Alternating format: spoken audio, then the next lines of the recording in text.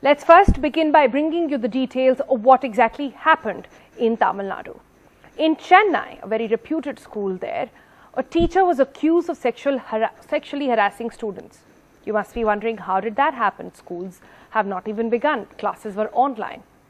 Well, the teacher was accused of coming to a class straight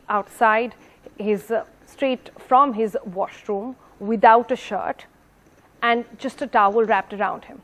He was accused later on. When that was reported, several other students came out and talked about how he had been texting students separately to meet for a movie, to meet him outside of work.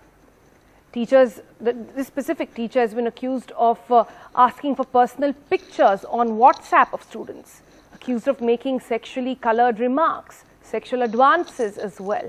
And this was happening not just through the online class, but through other modes of social media as well.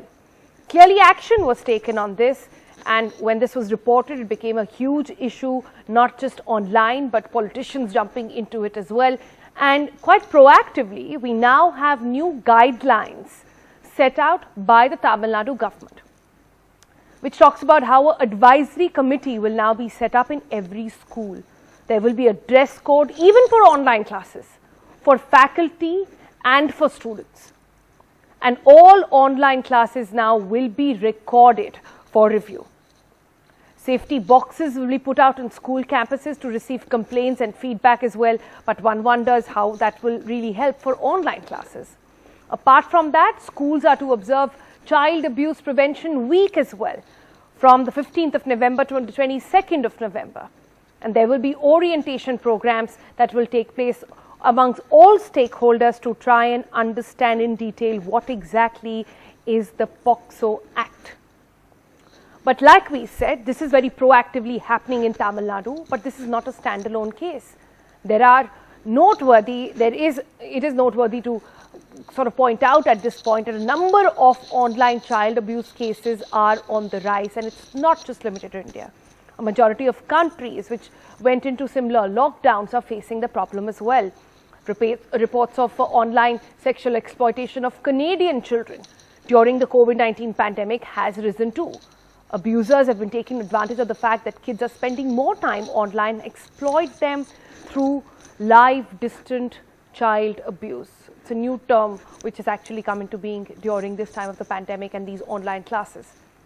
Even the head of the EU law enforcement agency, the Europol, cautioned the members of the EU regarding the rise and remarked that it was now simpler for pedophiles to contact children and find like-minded offenders as well.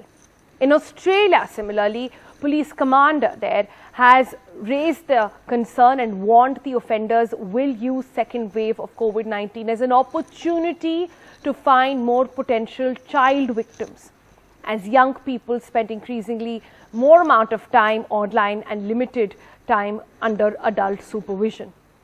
The situation persists even in countries like Thailand and Philippines, pointing to growing worry around the globe for safety of children.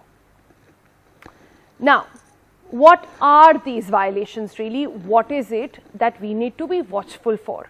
Like I said, it's a global problem. The rise in online harassment was also noted in San Diego, and there they decided to work towards solutions like Tamil Nadu has in this case, but their solutions were a little different.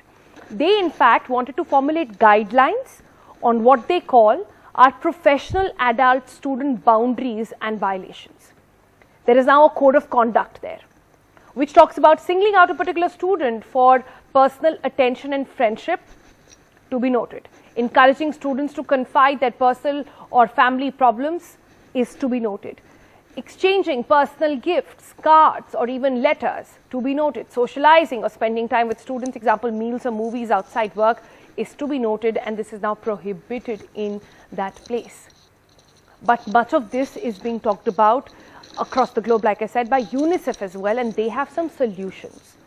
They have made a program on how to mitigate online risks for children. What is that all about? They have asked governments to try and bolster core children protection services altogether. Educational initiatives are to be taken on child online safety. Local helplines and hotlines are to be set up for harassment and child abuse, and IT companies, this is interesting, must ensure online platforms have enhanced safety and safeguarding measures as well. Schools must promote and monitor good online behavior, and school must also ensure children have access to school-based counseling services. Parents must have open dialogue with children on how and with whom they are communicating online. Parents must also be on alert for any sort of signs of distress that might arrive in children. They must also have access to numbers of support, and this should be circulated so that parents, students, all of them have access to it and they can be reached out to in case there is need. But while there seems to be ample solutions, programs doing on the rise to actually work on this front, how feasible is this to really implement in a country like India? And how feasible is it to generally do this in a situation so unique like the pandemic?